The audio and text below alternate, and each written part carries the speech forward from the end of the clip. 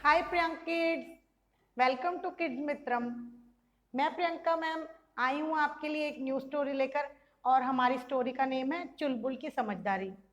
बच्चों, हमारी स्टोरी में एक चींटी थी जिसका नाम चुलबुल था। वो बहुत ही समझदार थी और बहुत ही मेहनती भी थी। वो कभी आलस नहीं करती थी, हमेशा अपना कोई ना कोई काम करती रहती थी। वो हमेशा अपने लिए खाना इकट्ठा करती रहती थी जो आने वाले बारिश के मौसम में उसके काम आने वाला था। पर बच्चों, हुआ क्या, एक बार चुलबुल चींटी को बहुत जोरों से बुखार आ गया और उसे बहुत दिनों तक घर में आराम करना पड़ा। तो उसको अपना घर में पड़ा हुआ सारा खाना खाना पड़ा क्योंकि वो बाहर नहीं जा सकती थी। तो एक दिन उसका सारा खाना फिनिश होने पर उसे जब बहुत भूख लगी तो उसने सोचा कि अब मेरे घर के पास जो मीकू बंदर की शॉप है, किराने की शॉप, मैं वहां जाकर उससे चीनी लेकर आती हूँ। तो उस बच्चों, किराने की शॉप क्या होती है? जो ग्रोसरी शॉप होती है ना, जहाँ से चीनी चावल दाल आटा वगैरह मिलता है। मीकू बंदर की उस किराने की शॉप थी। तो उसने सोचा कि मैं उससे चीनी ले आती हूँ, कुछ दिन तक मेरा काम चल जाएगा और इतने में मैं ठीक हो जाऊंगी। पर मिक्कू बंदर एक बहुत ही बदतमीज और गुस्से वाला बंदर था।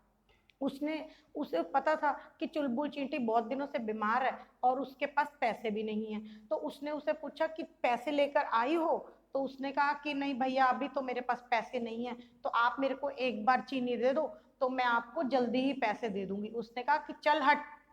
उसने अपने नौकर को बोला कि इसे बाहर निकाल दो, इसे दुकान से बाहर निकालो, जब तक ये पैसे नहीं लेके आएगी इसे कुछ नहीं मिलेगा। तो उसने कहा कि भैया प्लीज मेरे साथ ऐसे मत करो, मैं बहुत भूखी हूँ, मुझे खाने की जरूरत है, प्लीज मुझे थोड़े दिनों के लिए उधार दे दो। तो उसने कहा कि तुम्हें कुछ नहीं मिलेगा। तो चुलबुल चींटी रोती हुई उसकी शॉप से बाहर निकल गई।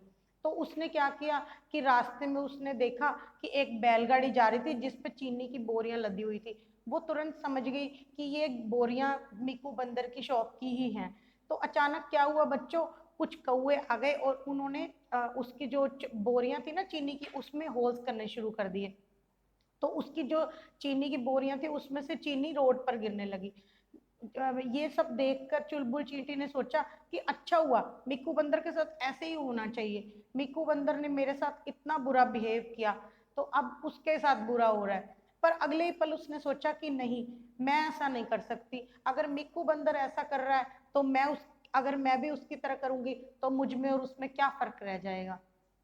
तो उसने भागकर मिक्कू बंदर को बताया कि भैया आपकी बैलगाड़ी से चीनी रोड पर गिर रही है। तो उसने बैलगाड़ी वाले को फोन करके डांटा और उसे बोला कि ध्यान से काम करो और चीनी को गिरने से रोको। तो उसने चुलबुल चींटी को कहा कि दीदी आपने मेरी इतनी हेल्प की और मैंने आपको इतनी बुरी तरह से डांटा। I am so sorry. आप मैं आगे से आपके साथ कभी ऐसे बिहेव नहीं करूंगा। आपको जितनी भी चीनी चाहिए आप मेरी शॉप से फ्री में ले जा सकती हैं। तो उसने कहा कि नहीं भैया, अभी मुझे चीनी की जरूरत है, आप मुझे थोड़ी सी दे दो, उसके बाद मैं आपसे पैसे दे के चीज लेके जाऊंगी। तो मीकू बंदर को बहुत शर्मिंदगी हुई। उसने सोचा कि मैंने इसके साथ इतना बुरा बिहेव किया फिर भी इसने मेरी हेल्प भी की और अब ये मुझसे कुछ ले भी नहीं रही है। तो उसने उसे रिक्वेस्ट करके उसको एक गिफ्ट भी दिया और उसे कहा कि प्लीज आप मुझे माफ कर दीजिए, आई एम सो सॉरी। तो उसकी ये बात सुनकर चुलबुल चींटी को बहुत खुशी हुई और वो मुस्कुराते हुए अपने बिल में चली गई। तो बच्चों, इस स्टोरी से हमें क्या सीखने को मिलता है? इस स्टोरी से हमें ये सीखने को मिलता है कि हम बुरे बिहेवियर का जवाब कभी भी बुरा बिहेवियर नहीं हो सकता। अगर कोई हमारे साथ बुरा बिहेव करता है तो जरूरी नहीं कि हम भी उसके साथ बुरा बिहेव करें। हम अच्छा बिहेव करके उसे अपना फ्रेंड भी बना सकते हैं, जैसा कि इस स्टोरी में हुआ। तो बच्चों, आपको कैसी लगी ये स्टोरी? कमेंट करके जरूर बताइएगा और हमारी वीडियो को लाइक करना मत भूलिएगा। Tap on the subscribe button and press the bell icon. तो ओके प्रियंक किड्स, बाय।